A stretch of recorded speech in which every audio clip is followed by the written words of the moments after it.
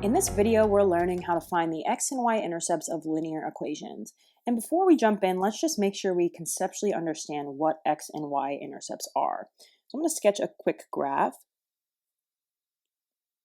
So let's say we have this line like this. The x-intercept is where the line crosses the x-axis. So it's this point right here. So this is our x-intercept. And the y-intercept is where the line crosses the y-axis. So it's right here. This is our y-intercept. So what we want to understand is that because the x-intercept is on the x-axis, it always has a y-coordinate of 0.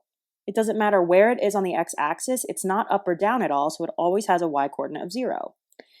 And similarly, for the y-intercept, because it's on the y-axis, it hasn't moved left or right at all, so it always has an x-coordinate of 0.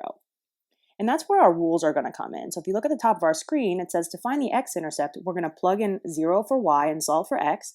And that's because for any x-intercept, our y-coordinate is always 0. And to find the y-intercept, we're going to plug in 0 for x and solve for y, because for any y-intercept, our x-coordinate is always 0. So let's go ahead and jump into example 1. We're going to find the x and y-intercepts. So first, let's find the x-intercept. So we're going to take our equation. We're going to plug in 0 for y. So we're going to say 0 is equal to 3x minus 6. And now we want to solve for x. So we're going to start by adding 6 to both sides. So we get 6 is equal to 3x. And now we're going to divide both sides by 3 to get the x by itself. So we get x is equal to 2. We're going to write this as a point. So our x-coordinate is 2 and our y-coordinate is 0.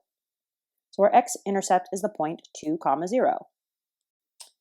So now let's go ahead and find the y-intercept over here. So this time we're going to plug in 0 for x. So I'm going to start by rewriting our equation. And I'm going to plug in 0 for x. 3 times 0 is just 0, so we have 0 minus 6, and 0 minus 6 is just negative 6. So we get that our y-intercept is negative 6, and we can write this as the point 0, negative 6. Moving on to example 2, we're going to do the same thing. So we're going to start by finding the x-intercept. So we'll go ahead and rewrite our equation, negative 2/3 x minus 4, and because we're finding the x-intercept, we're going to plug in 0 for y, and solve for x. So we're going to start by adding 4 to both sides of our equation. So we have 4 on the left equals negative 2/3 x on the right. And now we have to divide both sides of our equation by negative 2/3. So divide by negative 2/3, divide by negative 2/3. And now, for the sake of time and space, I'm not going to do this fraction division. So 4 divided by negative 2/3, you guys can either do that by hand or in a calculator, and you should get negative 6 on the left. And on the right, negative 2/3 divided by itself is 1, so we're left with 1x, or x. So we get an x-intercept of negative 6, which is the same as the point negative 6, 0. And now we're going to do a similar thing for the y-intercept, except for we're going to take our equation, and we're going to plug in 0 for x. So we're going to have y is equal to negative 2/3 times 0 minus 4. Anything times 0 is 0, so we have 0 minus 4, and 0 minus 4 is negative 4. So we get a y-intercept of negative 4, which we can write as the point 0, negative 4. Let's go over 2 more examples. So for these last 2 examples, I encourage you guys to pause the video and try them on your own. And then you can unpause it and watch me work through them to make sure you've done them correctly.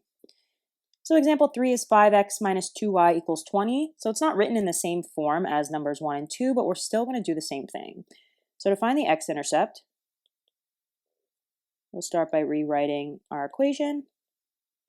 And we're going to replace y with 0. So we're going to have 5 times x minus 2 times 0 equals 20. So we're going to have 5x minus 2 times 0 is 0. This is equal to 20. 5x minus 0 is just 5x. So we have 5x is equal to 20. And now we're going to divide both sides of our equation by 5 to get the x by itself. and we get that x is equal to 4. So we get an x-intercept of 4, which is the same as the point 4, 0. And now to find the y-intercept, I'll start by rewriting our equation. And this time we want to replace x with 0. So we're going to have 5 times 0 minus 2y is equal to 20. Anything times 0 is 0. So we have 0 minus 2y is equal to 20. 0 minus 2y is just negative 2y, and that's equal to 20. And finally, divide both sides of our equation by negative 2. We get y on the left, and 20 divided by negative 2 is negative 10. So we get a y-intercept of negative 10, which is the same as the point 0, negative 10. And finally, taking a look at our last example, we have 3x plus 4y is equal to negative 24. So we'll start with the x-intercept. We're going to rewrite our equation. And we want to replace our y with 0. We have 3x plus 4 times 0 is equal to negative 24.